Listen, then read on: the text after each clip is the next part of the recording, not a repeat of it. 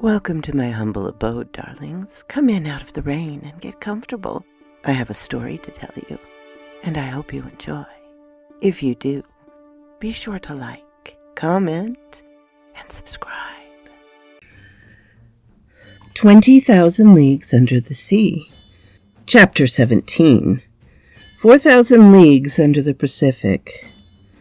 The next morning, the 18th of November, I had quite recovered from my fatigues of the day before, and I went up on the platform just as the second lieutenant was uttering his daily phrase. I was admiring the magnificent aspect of the ocean when Captain Nemo appeared. He did not seem to be aware of my presence, and began a series of astronomical observations. Then, when he had finished, he went and leant on the cage of the watchlight and gazed abstractly on the ocean.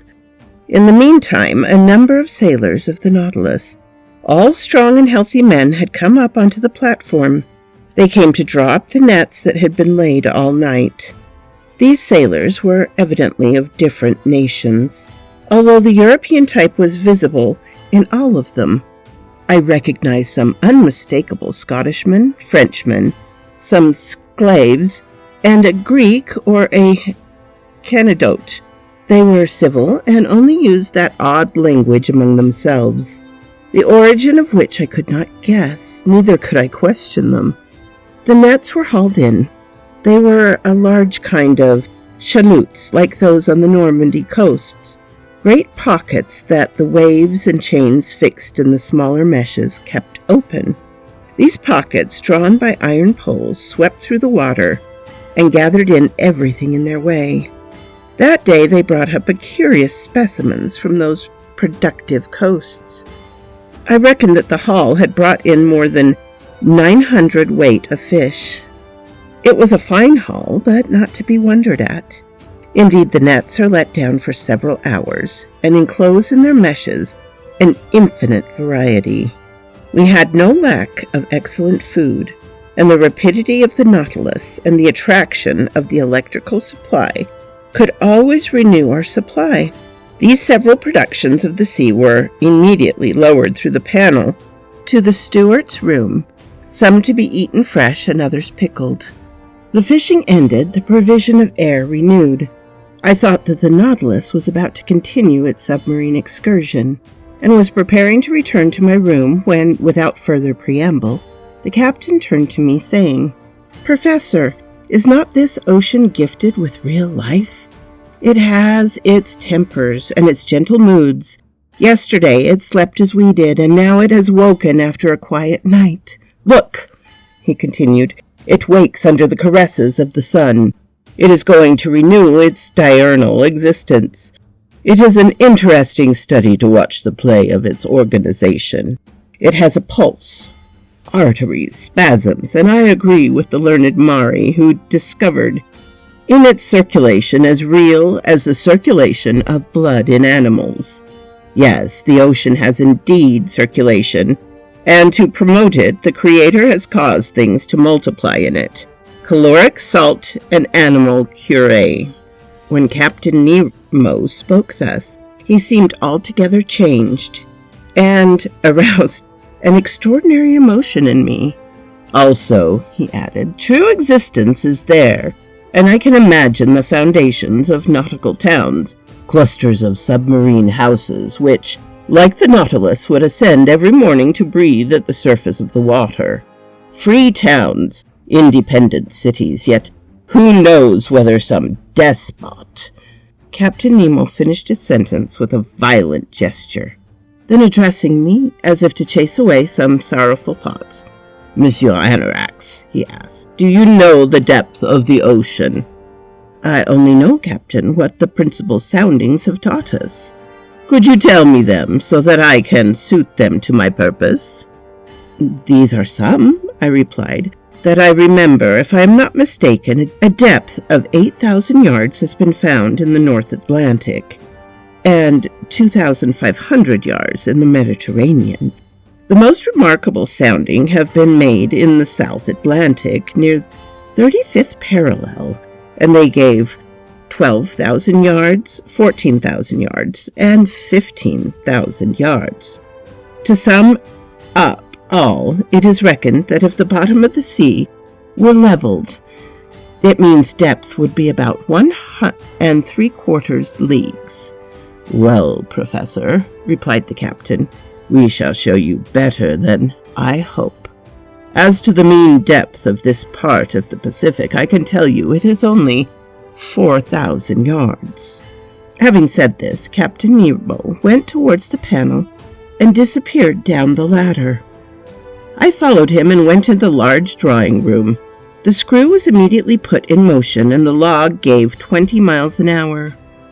During the days and weeks that passed, Captain Nemo was very sparing of his visits.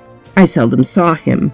The lieutenant pricked the ship's course regularly on the charts, so I could always tell exactly the route of the Nautilus. Nearly every day, for some time, the panels of the drawing room were opened, and we were never tired of penetrating the mysteries of the submarine world. The general direction of the Nautilus was southeast, and it kept between 100 and 150 yards of depth. One day, however, I do not know why, being drawn diagonally by means of the inclined planes, it touched the bed of the sea. The thermometer indicated a temperature of 2.5 centigrade. A temperature that at this depth seemed common to all latitudes. At 3 o'clock in the morning of the 26th of November, the Nautilus crossed the Tropic of Cancer. At 172 degrees longitude, on 27th instant, it sighted the Sandwich Islands where Cook died, February 14th, 1779. We had then gone 4,860 leagues from our starting point. In the morning, when I went on the platform, I saw 2 miles to windward Hawaii, the largest of the 7 islands that form the group. I saw clearly the cultivated ranges and the several mountain chains that run parallel with the side, and the volcanoes that overtop Mauna Rea, which rise 5,000 yards above the level of the sea. Besides other things, the nets brought up were several Flabberei and graceful polypi that are peculiar to this part of the ocean. The direction of the Nautilus was still to the southeast. It crossed the equator December 1st in 142 longitude. And on the 4th of the same month, after crossing rapidly without anything in particularly occurring, we sighted the Marquesas group. I saw 3 miles off Martin's Peak in Noka Hiva, the largest of the group that belongs to France. I only saw the woody mountains against the horizon because Captain Nemo did not wish to bring the ship to the wind. There the nets brought up beautiful specimens of fish, some with azure fins and tails like gold, the flesh of which is unrivaled, some nearly destitute of scales, but of exquisite flavor. Others with bony jaws and yellow-tinged gills, as good as bonitos, all fish that would be of use to us. After leaving these charming islands, protected by the French flag, from the 4th to the 11th of December, the Nautilus sailed over about 2,000 miles. During the daytime of the 11th of December, I was busy reading in the large drawing room. Ned Land and Conseil watched the luminous water through the half-open panels. The Nautilus was immovable. While its reservoirs were filled, it kept at a depth of 1,000 yards, a region rarely visited in the ocean, and in which large fish were seldom seen. I was then reading a charming book by Jean Mace, The Slaves of the Stomach, and I was learning some valuable lessons from it when Conseil interrupted me. "Will master come here a moment?" he said in a curious voice. "What's the matter, Conseil?" "I want master to look." I rose, went and leaned on my elbows before the panes and watched.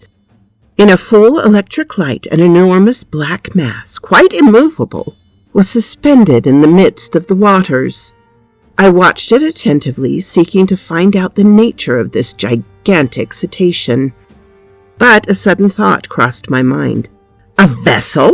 I said, half out loud. "Yes," replied the Canadian. A disabled ship that's sunken perpendicularly. Ned Land was right. We were close to a vessel of which the tattered shrouds still hung from their chains. The keel seemed to be in good order, and it had been wrecked at most some few hours. 3 stumps of masts broken off about 2 feet above the bridge showed that the vessel had to sacrifice its masts, but lying on its side it had filled and was heeling over to port. This skeleton of what had once been was a sad spectacle as it lay lost under the waves, but sadder still was the sight of the bridge, where some corpses bound with ropes were still lying. I counted 5. 4 men, one of whom was standing at the helm, and a woman standing by the poop, holding an infant in her arms. She was quite young. I could distinguish her features, which the water had not decomposed, by the brilliant light from the Nautilus. In one despairing effort, she had raised her infant above her head, poor little thing, whose arms encircled its mother's neck. The altitude of the 4 sailors were frightful, distorted as they were by their convulsive movements, while making a last effort to free themselves from the cords that bound them to the vessel. The steersman alone, calm, with a grave, clear face, his gray hair glued to his forehead, and his hand clutching the wheel of the helm, seemed even then to be guiding the 3 broken masts through the depths of the ocean. What a scene! We were dumb. Our hearts beat fast before this shipwreck, taken, as it were, from life and photographed in its last moments. And I saw already, coming towards it with hungry eyes, enormous sharks, attracted by the human flesh. However, the Nautilus, turning, went round the submerged vessel, and in one instant I read on the stern, "The Florida, Sunderland." So quoth this raven. "What? You're still here after the whole story? I really appreciate that, darlings. Please hit the like button and subscribe if you haven't. And I always love to hear from you. Have a glorious day, my darlings."